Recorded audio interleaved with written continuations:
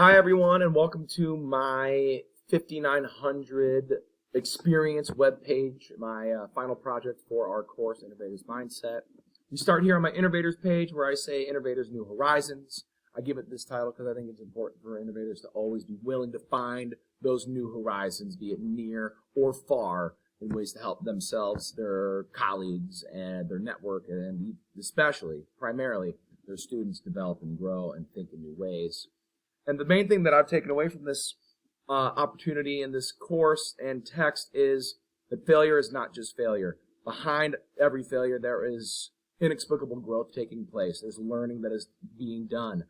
And that's why I chose this graphic with such intention. I wanted to show this growth happening as the failure might be front in our mind. We have to be willing to appreciate all the growth and learning that's happening in the background. And I've applied this concept to this fun game that my wife and I have been playing. We fail at quests and we get upset, but then we got to stop and think, what if the game designers failed and completely gave up? Well, we'd have no game. So this is just further evidence that pushing through and allowing those failures to inform what you've done so you can move forward and innovate even better is just so important, something I've really taken from this class. And this is where I've come from. I've come from Bundoran, Ireland, where I've student taught overseas. I've student taught in Bloomington, Indiana, and I've really been able to unpack these experiences that I've gained in these faraway places and apply them to my new building, Long International Middle School, and really understand much more about all these different opportunities to bring new concepts and ideas back into teaching. And the main thing I really want to try to apply and really push myself forward with is a flipped classroom, taking the time to be intentional with establishing recordings and giving my students the resources up front so that while they're with me, I can merely troubleshoot instead of guide. I want to allow my students the opportunity to be the drivers and guiders of their own learning. And not only this, but it allows them to feel some sort of trust with me and their learning. And me, myself, as a learner in this course, our next topic, the Learner tab, new ideas make better ideas. Being willing to accept new ideas and unpack them is really, really valuable. And student curiosity, as you can see here with Mr. Curious George, is probably the most important thing I've learned to keep focus and central in my lessons. If students are curious and want to come back and learn more the next day, that's great. Even better is when they want to take that learning outside the classroom and investigate themselves, innovate the way they go about their evenings and go about their understanding of these things to further dive into these different topics that we discuss. But it all starts with me being willing to show them something interesting. And I'm able to unpack more ideas and give my students more opportunities by recognizing the value of my network. I'll get more to that on the next slide. But one chance that my network has shown me that is super, super valuable and just something so simple as working with someone else can really be a transformative learning opportunity for my students is the text my social studies cohort and network has read is called The Last Children of Mill Creek. We've had the chance to speak with the author, Vivian Gibson, and she shared incredible nuggets about her stories as a young African-American woman growing up in the 50s and 60s in St. Louis. And it's just her stories. And I took this opportunity to really allow my students to tell their own stories. And through my colleagues, they've directed me to lulu.com, which is a site you could publish books from.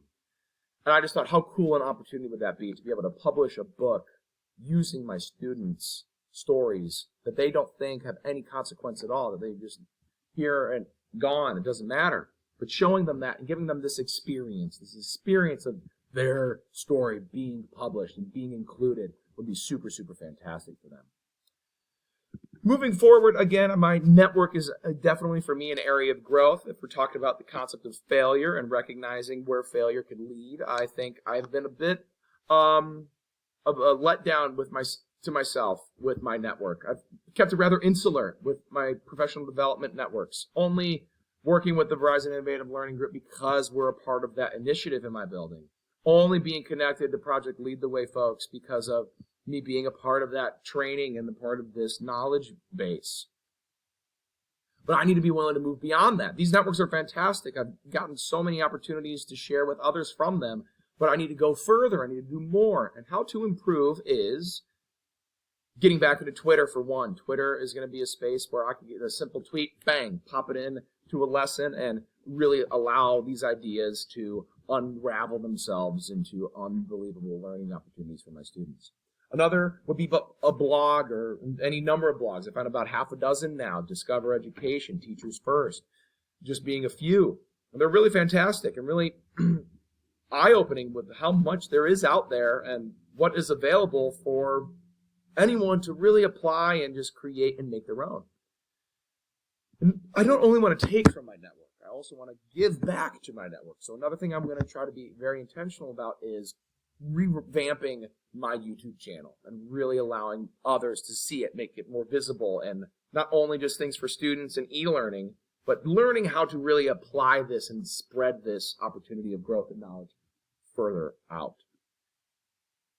And thinking of spreading and sharing, what I want to offer up to others are things that I think have really improved the student curiosity and engagement in gamifying my classroom. You see here on my slideshow where I got these different websites and this text, Ratchetdemics. Ratchetdemics is an unbelievable book by Christopher Emdin who really targets the notion of letting students be their authentic self, whatever that is. Let them use the language they use every day. Let them approach the things that they discuss and think about every day. Let them look at and use the pop culture that they are invested in every day. And it focuses largely in the urban population, but this is not an urban-only book. You can apply these skills and thoughts to anywhere, and I would share this with anyone if they want to really engage their students. Admission US timestamp. Give this link a click. I really recommend going and trying to walk yourself through. Maybe you'll learn something about some US history, but not only that, also how to gamify and allow students to have these different experiences in the classroom. Things like escape rooms, do that. Develop 21st century skills that allow students to collaborate, think critically, and investigate and unpack issues that they may not have thought to unpack in the first place. Factile is a cool way to create Jeopardy-style games for review or to allow students to kind of go and create their own review cards if you give them a link. And again, GeoGuessr is a really cool way for me as a social studies teacher, that is, to allow my students to just get engrossed in something as simple as finding where you are only using the Google Street View. They seem to really love it, and it really helps prime their thinking for the day. And lastly, the final thing I will share with you today is the Futures tab. Now and beyond.